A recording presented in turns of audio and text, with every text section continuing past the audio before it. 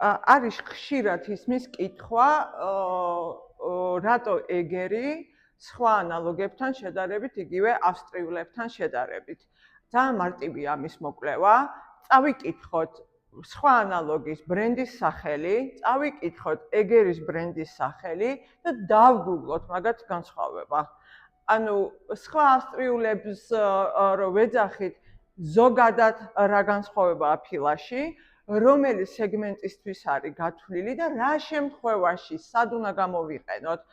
ის რომ ანუ ეგერი ითვლება საშუალო მაღალ სეგმენტად და ბაზარზე არსებული ანალოგების შესადარებლად რომ გამოვიყენოთ, აქ უკვე გაწერილი ფასთა სხვაობა, რომელიც LTB-ს ასევე შენარჩუნებული აქვს იმისათვის, რომ ეგერი თავის ნიშაში იყოს.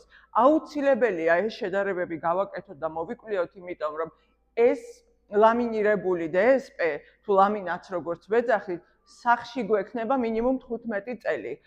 მნიშვნელოვანია გავითვალისწინოთ სველი წერტილის მნიშვნელობა, სამზარეულოს სინესტეს მნიშვნელობა და ისე გადავწყვიტოთ.